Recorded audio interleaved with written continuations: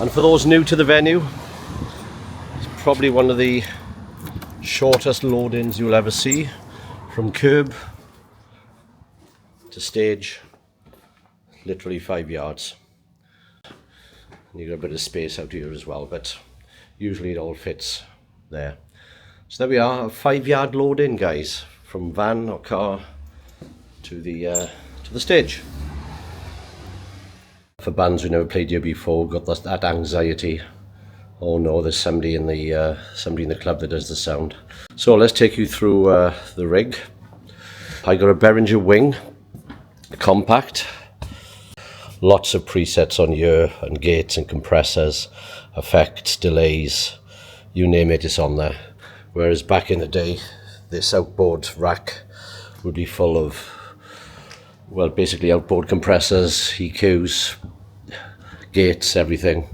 So I got a Cat 5 cable running from the desk into a Midas DL16, and then I've also got 2 Behringer SD8s as well. So really, more channels than you can throw a stick at. And I've also got 16 outs, 16 buses, 6 outs as some people prefer to call them. So moving on to the front of house then, we got QSC K12.2 speakers. They were QSC 12s years ago, but they were replaced by the QSC K12s, 12.2s.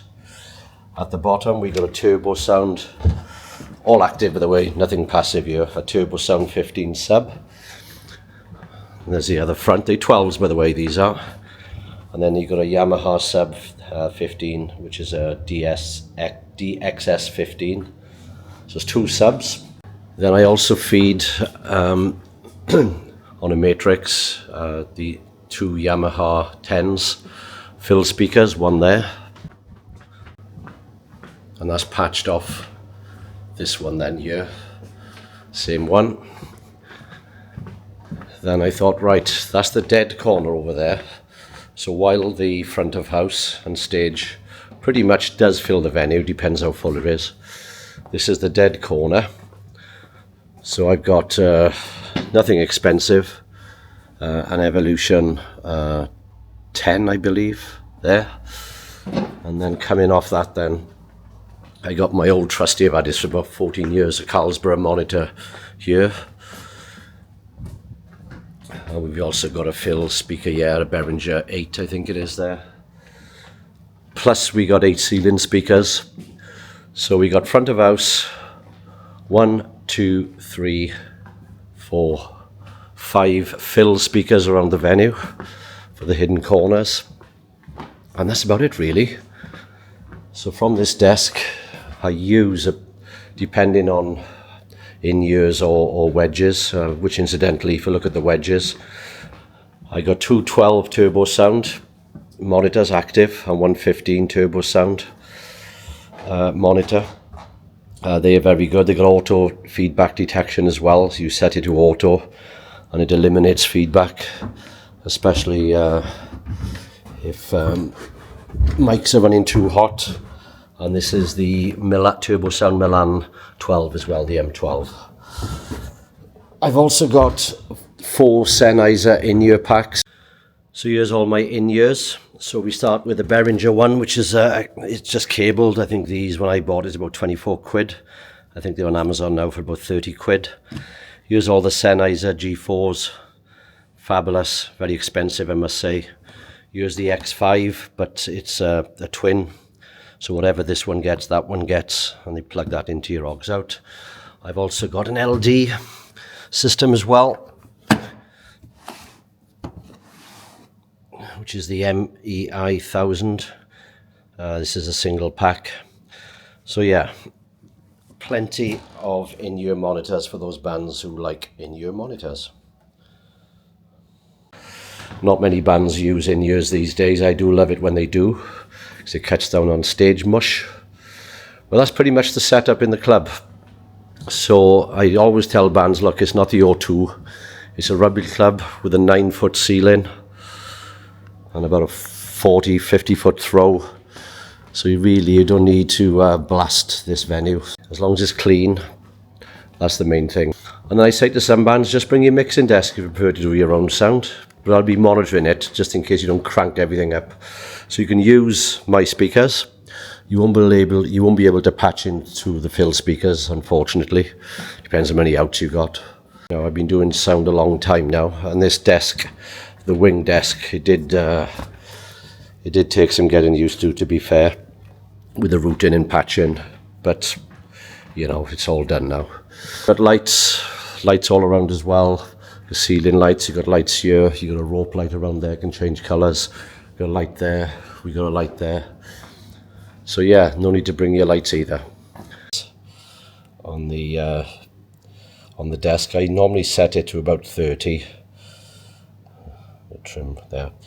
The EQ, roll off the bottom end, cut out the horrible mids, and round about 1 to 2K as well, 2.5K. And just give a little bit of brightness on there. Yes, it can be EQ'd, but we've also got a compressor.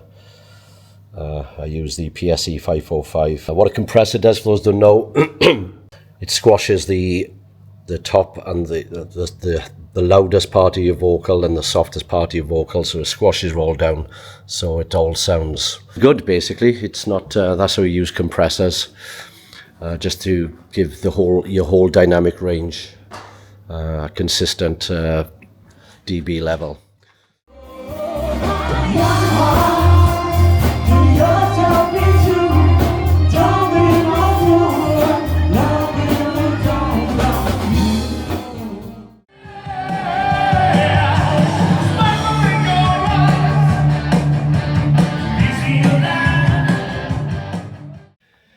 This is all the vocal mics I have in the club.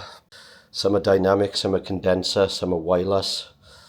But if I start with the bottom end here, so we got an Austrian audio capsule, and it's got a pop filter in there as well, built into the capsule. Then we got a dynamic Sennheiser 945. Another good mic. We use that, an open mic. Ron Price use that mostly.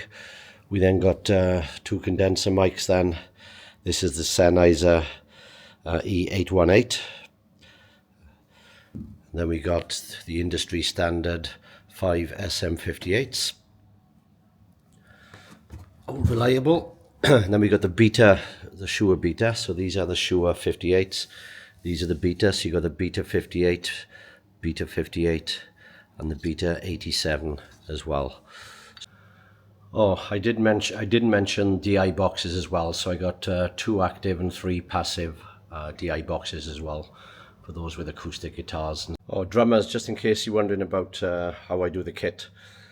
Years and years, I've been fiddling around with the drum kit setup, but these days, because it's a low ceiling, most of your high-end stuff like the snare and toms, to be fair, I know they're not high-end, they carry in here as well, as long as the balance is okay.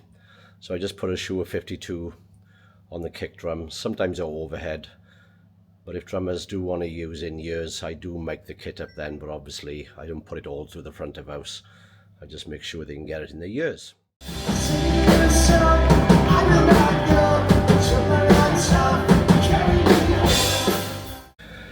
And the last thing on in-ear monitors as well, if you did want in-ear monitors, I had a nice compliment from Phil, who's the drummer of AC/DC Reborn, and he says he's played a lot of big venues around the country. I'm trying to be humble. He said it's the best in-ear monitor mix he's had to date. So thank you for that, Phil. Much appreciated.